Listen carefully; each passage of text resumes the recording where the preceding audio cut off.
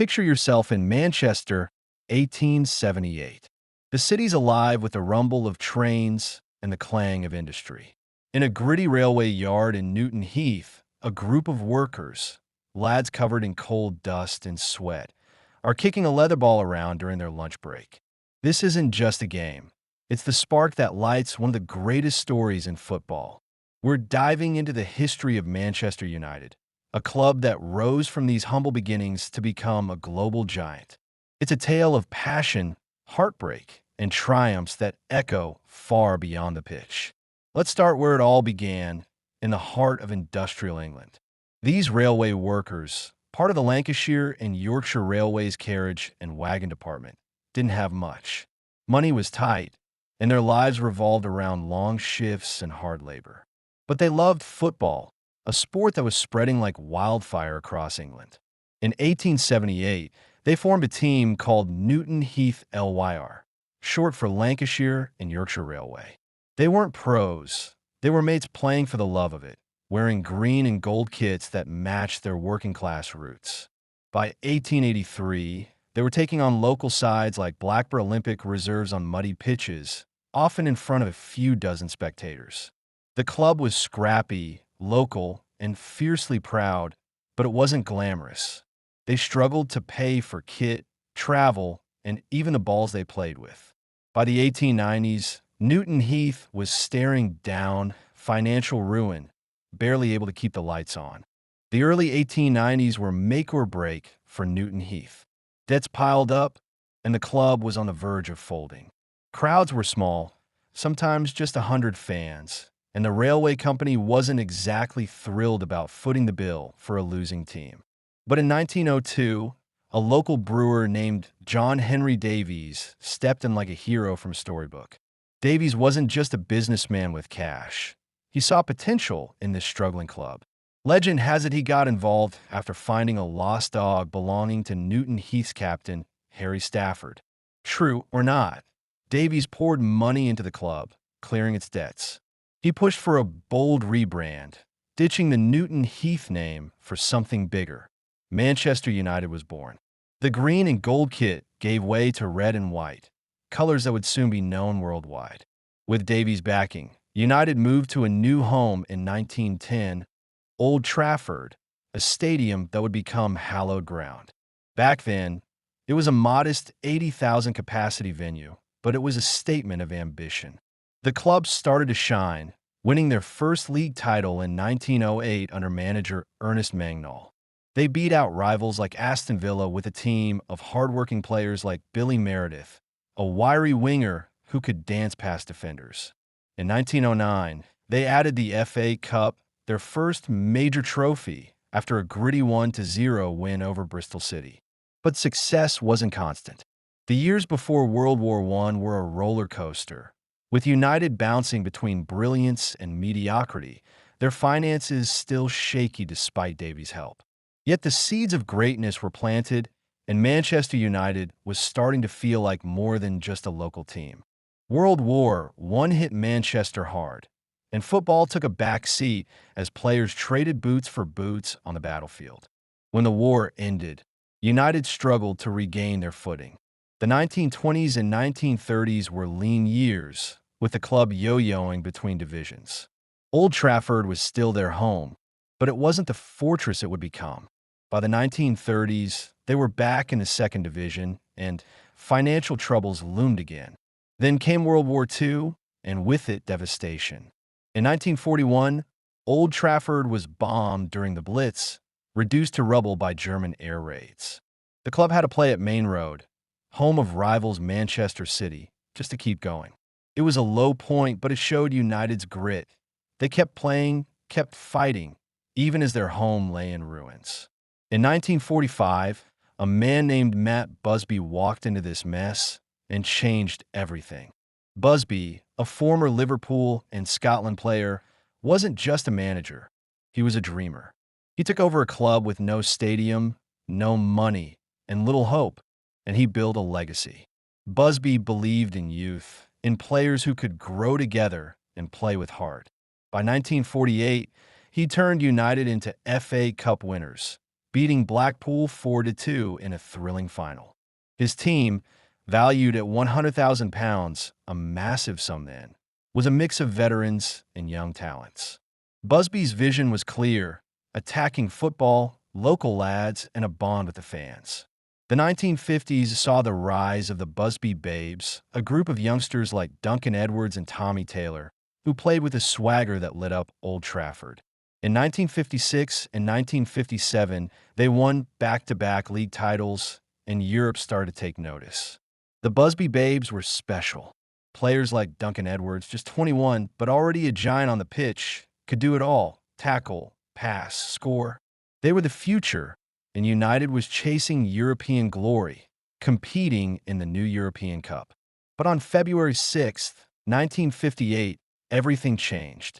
After a match against Red Star Belgrade, the team's plane stopped to refuel in Munich. In snowy, treacherous conditions, the plane crashed on takeoff. 23 people died, including 8 players, legends like Edwards, Roger Byrne, and Tommy Taylor. Matt Busby himself was badly injured, fighting for his life in a hospital bed. The Munich Air Disaster wasn't just a tragedy for United. It was a wound felt across football. Fans gathered outside Old Trafford, leaving flowers and scarves, mourning a team that had promised so much. Yet United's story didn't end there. Busby, against all odds, recovered and returned to manage. He leaned on survivors like Bobby Charlton, a young midfielder who'd escaped the wreckage, and built a new team. By the early 1960s, United was back, with new stars like Dennis Law, a fiery Scottish striker, and George Best, a Belfast-born winger with a flair of a rock star. In 1963, they won the FA Cup, a sign of recovery. Then, in 1968, came the crowning moment. United won the European Cup, beating Benfica 4-1 at Wembley. Charlton scored twice, and Best dazzled, cementing the United Trinity as icons. It was a triumph born from tragedy, a testament to Busby's heart and the club's refusal to give up. That victory made United the first English club to win Europe's biggest prize, and it felt like a healing moment for Manchester. The 1960s were a golden era, but the 1970s brought challenges. Matt Busby retired in 1969, and his departure left a void. United struggled to find a manager who could match his magic. The low point came in 1974 when they were relegated to the second division, a shock for a club of their stature. But even in the second division, the fans showed up, filling Old Trafford and away grounds with red and white. Players like Lou Macari and Stuart Pearson kept the spirit alive, and United bounced back to the top flight in 1975. The 1970s and early 1980s were a mixed bag. Moments of brilliance like the 1977 FA Cup win over Liverpool, but no consistent dominance. Managers came and went, and United's identity as a club of flair and fight was tested. Still, the fans' loyalty never wavered, and Old Trafford became a symbol of resilience. Then, in 1986, a Scotsman named Alex Ferguson arrived. He wasn't an instant hero. United were mid-table, and Ferguson's early years were rocky. But he had a plan: rebuild the club from the ground up. He scouted young talent, overhauled the youth system, and demanded discipline. By 1990, he'd won the FA Cup, a sign of things to come. The early 1990s saw the rise of players like Mark Hughes and Eric Cantona, a French maverick whose swagger changed the game.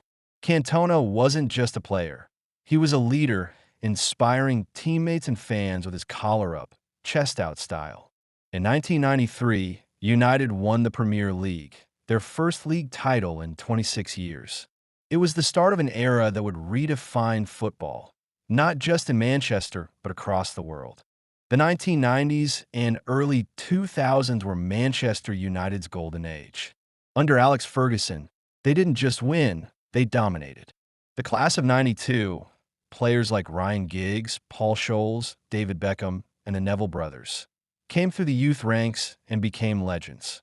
These were lads who'd grown up dreaming of playing for United, and they played with a hunger that matched the fans. From 1993 to 2013, United won 13 Premier League titles, 5 FA Cups, and 2 Champions Leagues. The 1999 season was the pinnacle. United won the treble, Premier League, FA Cup, and Champions League in a heart-stopping campaign. The Champions League final against Bayern Munich is the stuff of legend. Trailing 1-0 in stoppage time, United scored twice through Teddy Sheringham and Ole Gunnar Solskjaer to win 2-1. Fergie time, that knack for late goals, became a phrase every football fan knew. Ferguson's teams played with pace, power, and a belief that no game was ever lost until the final whistle. Ferguson's genius wasn't just tactics, it was culture. He built a club where players felt part of something bigger. Take Ryan Giggs, 17 when he debuted, 40 when he retired, with a record 963 appearances for United. Or Paul Scholes, the quiet midfielder whose pinpoint passes could split any defense. Ferguson also knew how to evolve. In the 2000s, he brought in stars like Wayne Rooney, who became United's all-time top scorer, and Cristiano Ronaldo, a skinny Portuguese kid who turned into a global superstar. The 2008 Champions League win, a 6-5 penalty shootout against Chelsea in Moscow, was another high. But Ferguson wasn't just about the big names. He nurtured players like Darren Fletcher, who fought back from illness to become a fan favorite. By the time Ferguson retired in 2013, after a final Premier League title, he'd left a legacy that seemed untouchable. United weren't just a team, they were a way of life. Life after Ferguson was never going to be easy. His shadow loomed large, and the managers who followed struggled to match his magic. David Moyes, Ferguson's hand-picked successor, lasted less than a season, unable to handle the pressure. Louis van Gaal brought structure, but not flair, though he won the FA Cup in 2016. Jose Mourinho, a serial winner, delivered the Europa League in 2017 and a second-place finish in 2018, but his defensive style clashed with United's attacking DNA. Fans grumbled, but they kept showing up. Old Trafford's average attendance stayed above 70,000, even in tough times. Ole Gunnar Solskjaer, the 1999 hero, took over in 2018 and brought back some of the old United spirit, leaning on young players like Marcus Rashford, a Manchester-born star who'd come through the academy. But consistency eluded them, and the Premier League title remained out of reach. While the post-Ferguson years were rocky, United's global reach grew. By the 2010s, they were more than a football club, they were a brand. Sponsorship deals with companies like Adidas and Chevrolet poured in millions. Preseason tours to Asia, America, and Australia drew massive crowds, with fans in places like Malaysia and Nigeria wearing red jerseys. The club's social media following exploded, reaching over 100 million across platforms. But this global growth came with criticism.